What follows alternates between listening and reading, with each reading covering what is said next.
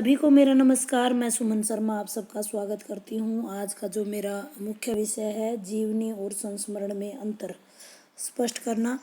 जीवनी किसी व्यक्ति विशेष के जीवन की घटनाओं का लेखन इतिहास है, गाथा के रूप में उसको प्रस्तुत किया जाता है, जबकि संस्मरण लेखक के हृदय के अंदर कुछ घटनाएं अंकित हो जाती हैं।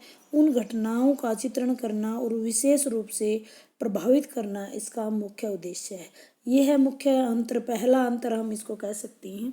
दूसरा मुख्य अंतर है जीवनी तो किसी व्यक्ति के जीवन चरित्रों को पढ़ करके भी लिखी जा सकती है, लेकिन जो संस्मरण होता है वो तभी संभव है जब लेखक का संबंध उस व्यक्ति विशेष से रहा हो।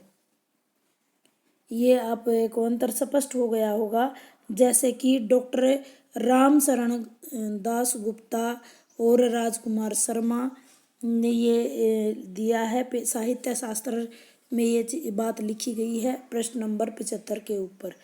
यानी डॉक्टर रामशरण दास गुप्ता और राजकुमार शर्मा ने लिखा है साहित्य शास्त्र में और प्रश्न नंबर 75 में।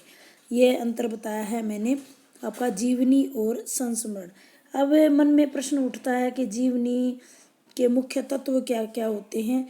देखिए, जो जीवनी होती है उसमें मुख्य तत्वों की मैं बात करूं तो सबसे पहला तत्व है वर्ण विषय, यानी आपको विषय का चुनाव करना होता है। दूसरा है चरित्र चित्रण, जिसमें बाह्य और आंतरिक दोनों आते हैं। तीसरा है देश काल और वातावरण। चौथा होता है भाषा शैली। पांचवा होता है उद्देश्य। ये सारे के सारे देखिए, कहानी में उपन्यास में भी ये तत्व होते हैं, लेकिन कहानी में कथानक बहुत ही ज़्यादा इम्पोर्टेंट रोल अदा करता है और उसमें तारतम्य यानी क्रमबद्धता होना भी बहुत ज़रूरी होती है।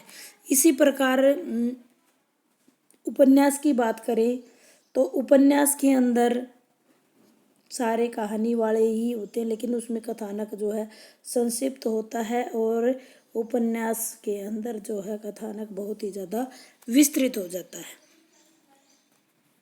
आज का जो मेरा विषय है जीवनी और संस्मरण में अंतर आपको स्पष्ट हो गया होगा। अगले वीडियो में जीवनी और रेखा चित्र लेकर के आपके साथ संस्मरण, जो कि किसी व्यक्ति विशेष के हृदय में ही विद्यमान चीज़ें होती हैं, यादों में उसकी चीज़ें होती हैं और वो लेखक या जो लिखने वाला है उसके हृदय में वो छाप छोड़ जाते हैं और उसी को वो शब्दों के माध्यम से पाठक वर्ग तक पहुंचाता है।